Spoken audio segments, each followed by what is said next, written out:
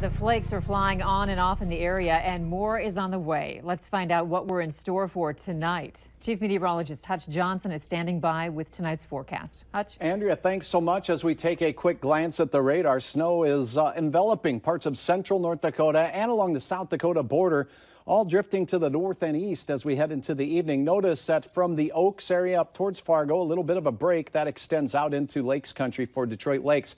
A band of snow along Highway 200 from Carrington through Mayville is delivering some snow. Where you see the deep blue colors, some accumulation is likely from these bands as they try to push their way to the north and to the east this evening. The heaviest of the snow is right now near Garrison on that Highway 83 corridor between Minot and Bismarck.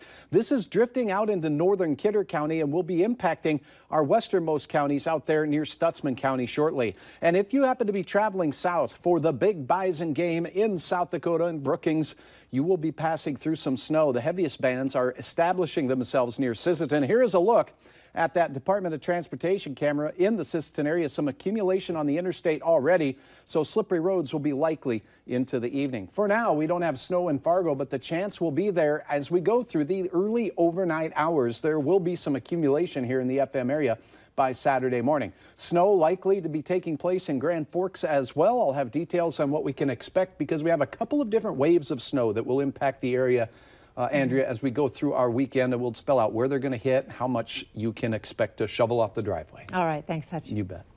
A transgender student from Detroit Lakes High School is speaking out about being bullied, and she's not the only one. Several students at the school have a petition asking for tougher punishment of bullies. Valley News Team's Melanie Palmer has our story tonight about students who are looking for a change. Halloween was probably the worst day for me, for sure. It was a planned attack. Jalen Block says she has been bullied for most of her life. But on Halloween, when students were sharing offensive Snapchats about her, that was the last straw. She then decided that something needed to be done. That they have more proactive policies. These policies are not that good, and they don't protect people. And then there's Morgan Manival. She too says that she's been a victim of bullying. Words leave a bigger bruise than anything physical ever will. And I've known that from experience because I've been bullied like my entire life. An online movement has been created by the students. They want to see tougher punishments for bullies. Jaylin is following all the rules. This has been all over too. So. She says she brought her bullying concerns to the vice principal. People are still getting harassed. People are still getting bullied. We're missing school. So our education's on the line because of this. There's just so much hate going on right now, and people can have their opinions, but if they're using it to try and hurt someone, that's a big thing. These students are wondering when it will stop. Jaylin says the school is trying, but she doesn't think enough. Do you feel safe coming to school now? Not all the time, no. Not especially after the past 2 weeks. No. We briefly spoke with the Detroit Lakes Public Schools Superintendent Doug Froke, and he says that the district is aware of the situation and is investigating it. Due to privacy concern, he is unable to give out specific details around these allegations, and he also says that the school takes harassment allegations very seriously. In Detroit Lakes, Melanie Palmer, Valley News Live. According to a recent study, youth suicide rates are rising, and that study suggests that school and the internet are to blame. And the CDC says bully victims are 2 to 9 times more likely to consider suicide than non-victims. A Jamestown man will be spending 22 years in federal prison for child porn charges. 56-year-old Alexander McManus was sentenced today following a guilty plea to several counts of child pornography. Police in Jamestown started the investigation after a child reported McManus had been sexually abusing her since a young age. And his wife told police she found a cell phone with child porn images hidden behind the refrigerator in their home. Law enforcement later found that phone in a search. McManus was also ordered to pay $300 to the Crime Victims Fund and $2,500 to the victim.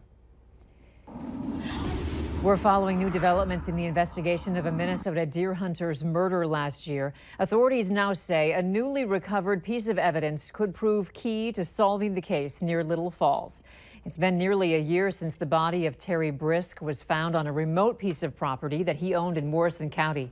He had been deer hunting by himself, and his death was originally thought to be an accident until evidence turned up to indicate it was a murder.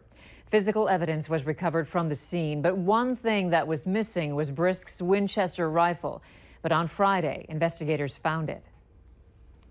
Further details about the rifle cannot be shared at this time due to the active and ongoing investigation. There are no more details to share at this time, as we want to protect the integrity of this investigation and bring Terry's killer to justice. Authorities still believe Brisk's rifle was used to kill him. They have sent it to a lab for testing. There's a $30,000 reward for the arrest and conviction of the person responsible.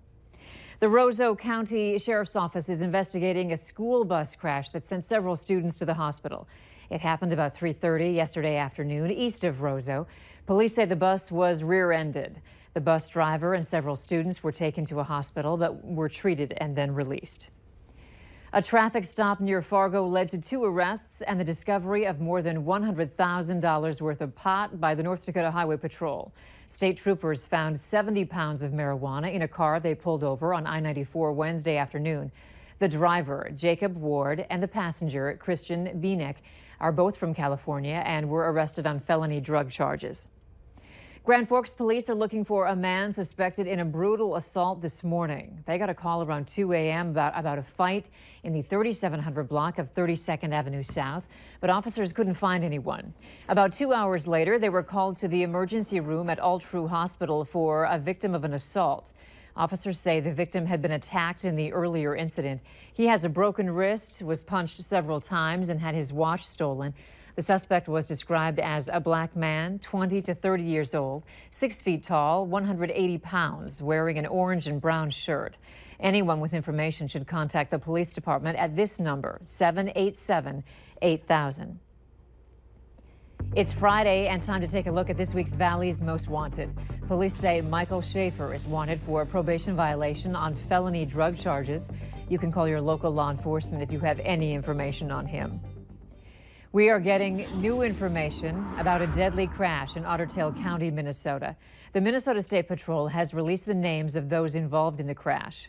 71-year-old Kenneth Dunker was killed in the crash. 74-year-old Beverly Dunker suffered life-threatening injuries and had to be airlifted to an area hospital for treatment. The other driver involved was treated for minor injuries. The crash happened just after 8 a.m. Wednesday on Highway 29, just north of Parker's Prairie.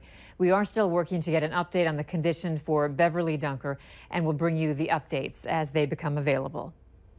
A military judge has ruled Army Sergeant Bo Bergdahl will not get any prison time on charges of desertion and misbehavior before the enemy.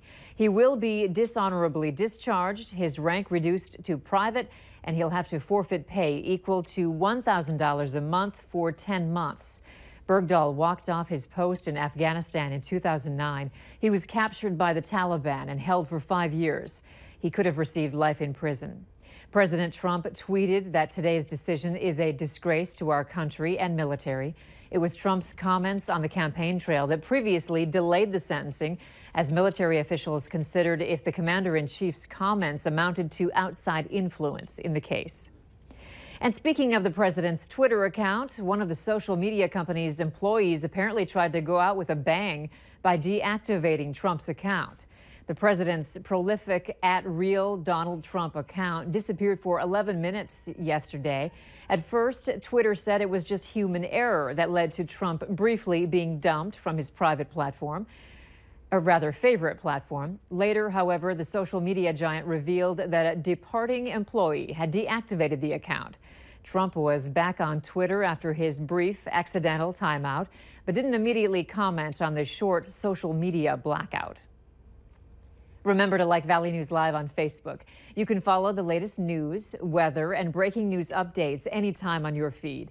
Just search Valley News Live, like our page, and you'll stay informed throughout the entire day.